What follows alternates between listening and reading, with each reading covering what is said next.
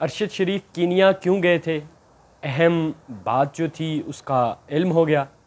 آخری بات انہوں نے کس سے بات کی، کس کی ایما کے اوپر کس گئے، یہ بہت حیران کن حقائق ہیں۔ ایک شخص جو ہے جس کو جان کا خطرہ ہے وہ انسیف ملک میں کیوں گیا، یہ بہت بڑا سوال ہے جس کا جواب آج آپ کو میں اپنی ویڈیو میں بتاؤں گا۔ ہمارا مسئلہ یہ ہے کہ ہماری روحانی کتاب میں ہمارے پروردگار نے ایک بات بتا دی ہے، وہ یہ تھی کہ اگر ہم مسلمانوں کی زندگی اصل جو ہے وہ مرنے کے بعد شروع ہوتی ہے تو پھر ہمارے لیے مسئلہ کیا ہے؟ ارشد شریف کو وجہ بنا کر عمران خان سمیت میڈیا سمیت بے شمار چیزوں کے اوپر آج ہم بات چیت کریں گے۔ السلام علیکم جی، طاہا احمد آپ کی خدمت میں حاضر ہوں۔ ارشد شریف صاحب کے حوالے سے بات چیت کریں گے۔ تمام لوگ سوچ رہے ہیں سب سے پہلے کہ سوالات اٹھائے گئے اور ان سوالات کے اوپر آ جاتے ہیں، پھر آگے اس کے اوپر تفصیلاً بات کرتے ہیں۔ وہ کون تھا جس نے پہلے ارشد شریف کو ARY سے نکلوایا؟ وہ کون تھا جس نے ارشد شریف کو پاکستان سے بھاگنے پر مجبور کیا تھا؟ وہ کون تھا جس نے ارشد شریف کو مارنے کی دھمکی نہیں دھمکیاں دی تھیں؟ اور وہ کون تھا جس نے ارشد شریف کو آخر مار دیا؟ کیا بنے گا اس ملک کا؟ کیا ہوگا ان سب چیزوں کا؟ یہ لوگوں کے سوالات ہیں جو آج پوچھ رہے ہیں اور ان کا مجھے بھی علم نہیں۔ مرنے کے بعد ارشد شریف کی تدفین پاکستان میں ہوگی۔ آج پتہ چلا کہ اگر کوئی شخص دلیر ہوتا ہے تو اس کے پیچھے اس کی جو ماں ہوتی ہے اس کی صرف دعائیں نہیں ہوتی بلکہ اس کی تربیت بھی شامل ہوتی ہے۔ پہلے ایک بیٹا کھو دیا، اب دوسرا بیٹا چلا گیا، اس بیٹے کے آگے 5 بچے تھے، وہ کس حالت میں ہوں گے؟ اور سوال یہ بھی ہے کہ کیا کوئی اس میں معاون ثابت ہوگا کہ ارشد شریف کو واپس پاکستان لایا جائے اور وہاں پر ان کی تدفین ہو؟ اگر ایسا نہ ہوا تو پھر اور بھی بہت سے سوالات جنم لیں گے۔ یقیناً ایسا نہیں ہوگا، واپس لایا جائے گا۔ میں نے کچھ تصاویر دیکھ لیں جہاں پر سر کے اندر ان کو جو ہے گولی ماری گئی، لیکن کینیا کیوں گئے تھے؟ یہاں پہ امپورٹنٹ سوال ہے۔ پاکستان میں سے نکلے، دبئی میں گئے، دبئی میں ان کو تلاش کر لیا گیا، ٹریس ہو گئے، دبئی سے لنڈن آئے اور 5-7 دن یہاں پر قیام کیا۔ یہ ارشد شریف اسی برطانیہ سے ٹریننگ سیشن کے لیے آتے رہتے تھے، مختلف ورکشاپس جو ہوتی ہیں وہاں پر آتے ہیں۔ یہاں سے انہوں نے PhD بھی کر رکھی تھی۔ ارشد شریف کو ایک ایسا صحافی مانا جاتا تھا، پورے پاکستان کے صحافی جو ہیں انویسٹیگیشن جرنلزم کے ایک طرف، اور ان میں سے کسی کو بھی اس حد تک عبور حاصل نہیں تھا جتنا ارشد شریف صاحب کو حاصل تھا۔ دکھ یہ نہیں ہے کہ ارشد شریف صاحب کو کیوں مارا گیا، سب نے مرنا ہے، میں نے بھی مرنا ہے، آپ نے بھی مرنا ہے۔ افسوس یہ ہے کہ کیوں مارا گیا اور کس نے مارا، کیونکہ مرنا تو سب نے ہے۔ امریکن جب افغانستان میں آئے تو ان کو 15-20 سال لگ گئے اس بات پر تحقیق کرتے ہوئے کہ بہت انٹلیکچوئل جو لوگ تھے ان کو بھی جمع کیا اور ان کو کہا کہ تحقیق کرو کہ ہمارے پاس دنیا کی ہر طرح کی ٹیکنالوجی ہے، مسئلہ کیا ہے کہ ہم یہاں پہ جنگ میں کامیابی حاصل نہیں کر پا رہے، اور یہ جو سائیکو قسم کے لوگ ہیں جن کو مسلمان کہتے ہیں یہ ڈرتے کیوں نہیں ہیں مرنے سے؟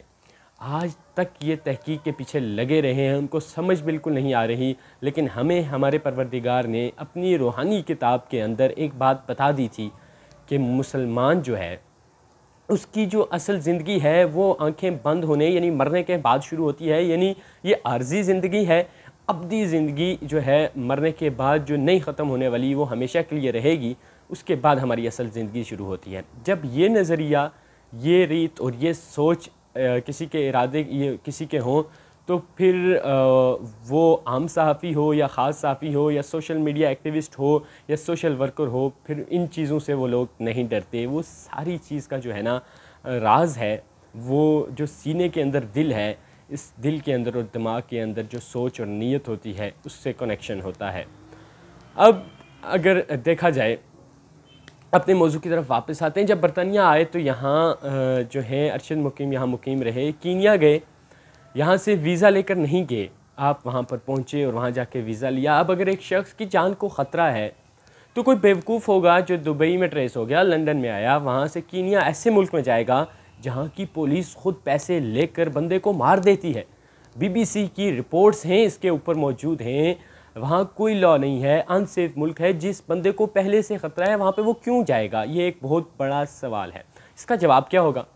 پھر اس سیما کے اوپر گئے، اپنی مرضی سے گئے یا کسی دوست کی مرضی سے گئے، اور جانے سے قبل رؤف کلاسرا صاحب سے انہوں نے بات کی اور ان کو بتایا کہ میں وہاں پر جا رہا ہوں۔ जब दोस्त की इमा के ऊपर वहाँ पर गए तो पहुँच गए और वहाँ पे अराइवल वीज़ा लिया, गए क्यों थे ये तमाम लोग सोच रहे हैं।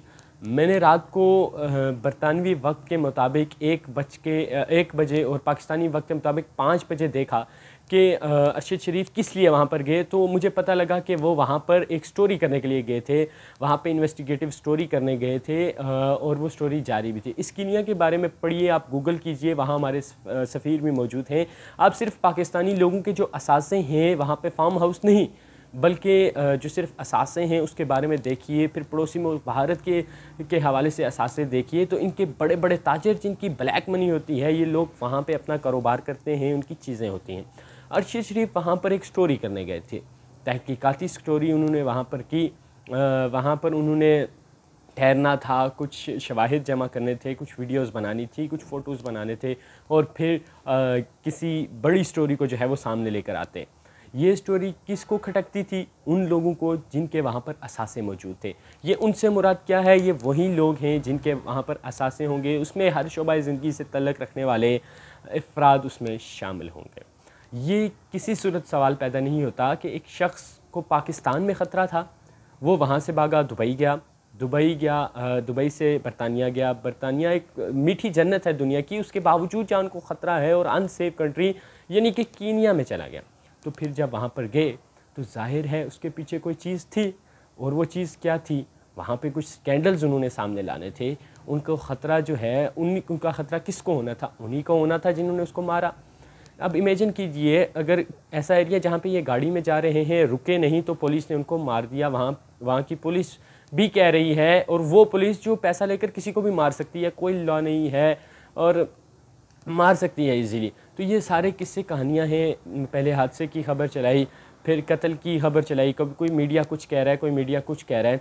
तो ये सारे लोग जो हैं कंट्रोल्ड हैं, किसके हाथों कंट्रोल्ड हैं, ये सब जानते हैं।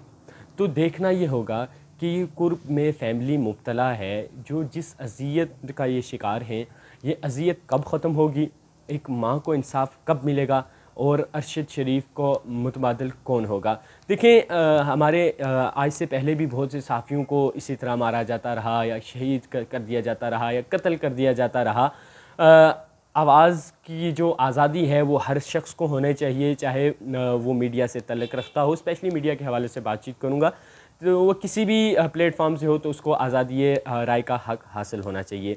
आज से पहले भी कई अरशद शरीफ मारे जा चुके हैं, आने वाले वक्त में भी मारे जा सकते हैं। तो हमें जो है इस बात पे जो है फ़ोकस करना पड़ेगा। तो अल्लाह पाक अरशद शरीफ साहब के दर्जात बुलंद फरमाए। और हम तो यही कहेंगे, जैसे कि कीनिया की पुलिस ने ये मान लिया है कि हमने गलत बंदा देखकर शूट कर लिया जी, हमें इत्तलात थी कुछ ऐसे। तो जो इसके पीछे जो भी हैं हक़ाइक़ हैं, अल्लाह करे वो सब सामने आएँ और अल्लाह पाक अरशद शरीफ साहब के दर्जात को भी बुलंद फरमाए। अपने मेज़बान ताहा अहमद को दीजिए इजाज़त। अल्लाह ने के मान।